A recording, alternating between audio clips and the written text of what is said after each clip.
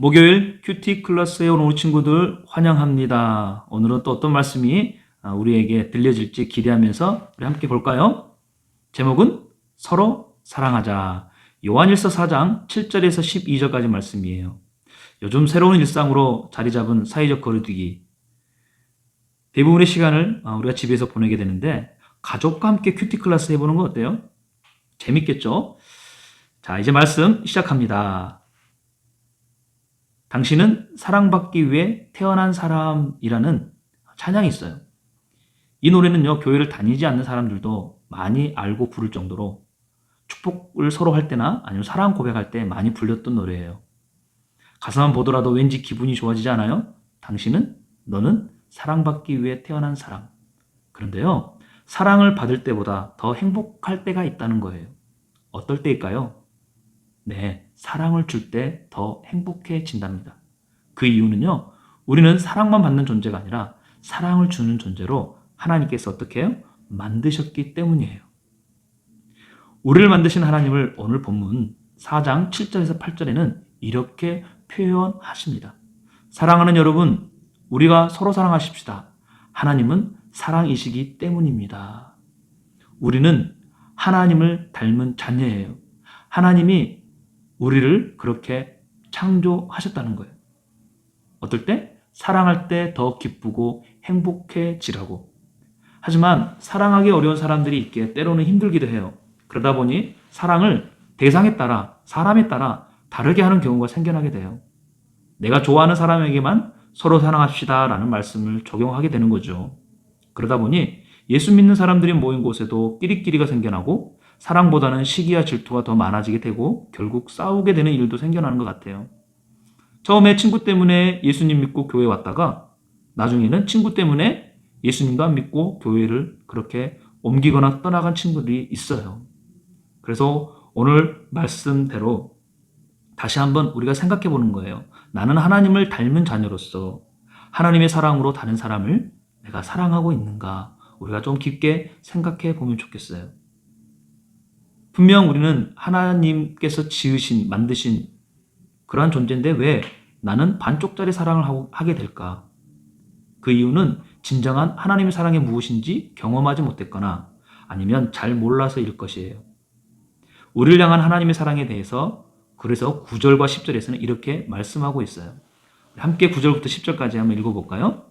하나님의 사랑이 우리에게 이렇게 나타났습니다.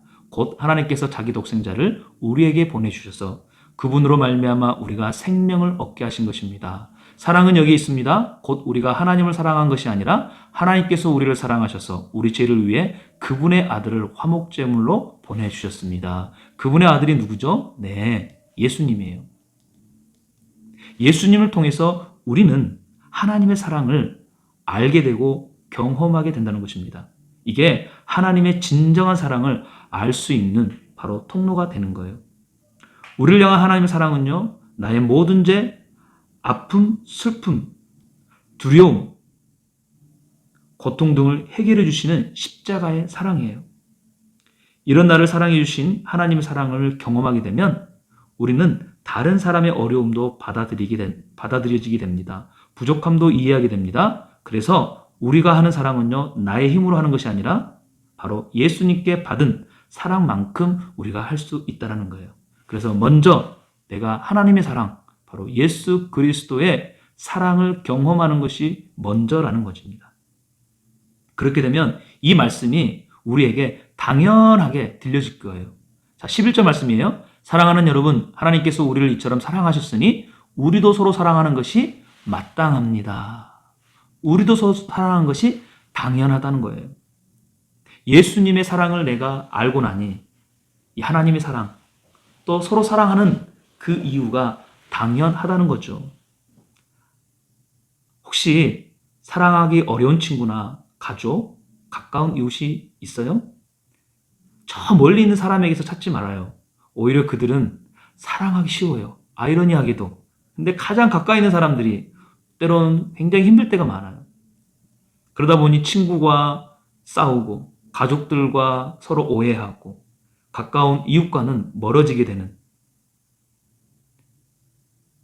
그래서 나를 죽기까지 사랑하시는 그 예수님의 사랑으로 우리가 먼저 그들에게 다가가 봅시다. 가장 가까운 나의 사랑하는 부모님에게, 또 동생에게, 친구에게, 또 이웃에게. 쉽지는 않겠지만 마땅히 해야 할 우리 사랑의 의무인 거예요. 그래서 목사님 부탁하고 싶은 것은 한 번으로는 사실 잘 안 돼요. 여러분의 사랑으로 그 사람의 마음을 녹일 때까지 한번 계속 다가가 보는 거예요. 계속. 근데 그 힘, 그 사랑의 힘은요, 나의 힘으로는 되지 않아요. 그래서 예수님의 사랑을 나도 계속 경험할 때 우리가 그 사랑을 실천할 수 있게 됩니다. 이런 사랑을 통해서 우리는 하나님의 형상을 회복할 수 있게 돼요. 하나님의 사랑이 우리 안에서 온전히 완성되어 간다는 거예요. 어때요? 아빠와 자녀의 모습. 이게 바로 하나님의 형상의 회복입니다.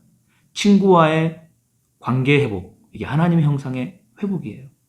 도저히 내가 이해할 수 없고 사랑할 수 없고 받아들일 수 없는 사람들을 예수님의 사랑으로 내가 받아들여지는 것. 이게 바로 하나님의 형상의 회복입니다. 얼마나 멋져요? 하나님의 형상의 회복을 12절에서는 이렇게 이야기하는데, 목사님이 읽어볼게요. 지금까지 아무도 하나님을 본 사람이 없습니다. 그러나 우리가 서로 사랑하면 하나님께서 우리 안에 계시고 하나님의 사랑이 우리 안에서 온전히 완성됩니다. 하나님의 형상의 회복은요, 바로 하나님의 사랑의 완성이에요. 형제의 자매의 모습 속에 보이는 하나님 형상 아름다워라 라는 찬양이 있어요. 상대방의 눈을 바라보며 이 찬양을 하잖아요. 그러면 정말 우리 안에 하나님의 형상이 회복된 것을 참 경험하게 됩니다. 혹시 지금 불편한 관계, 또 코로나 사회적 거리두기 때문에 가족, 집안에서 좀 힘들어하는 그런 대상이 있나요?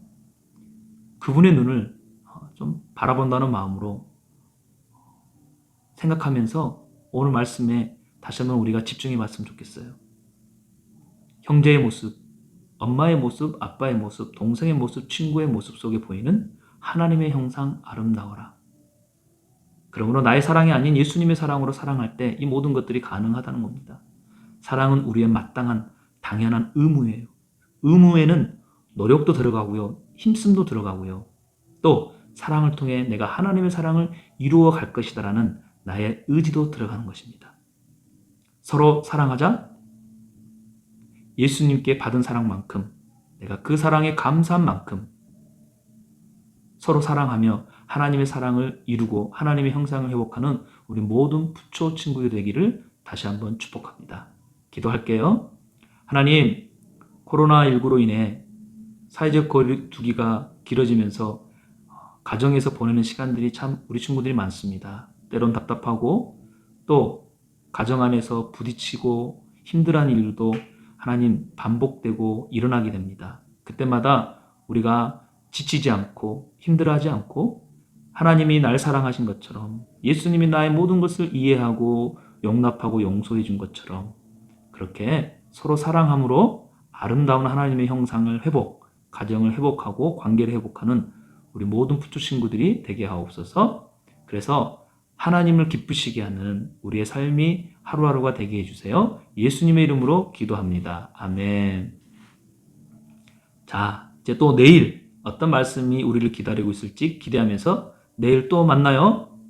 혹시 아직 구독하지 않는 친구 있어요? 우리 푸초TV 구독해주고, 네, 그 다음에 매일매일 또 내일도 큐티 도전해봅시다. 그 다음에 큐티한 말씀 우리가 함께 또 오늘 적용해봐요.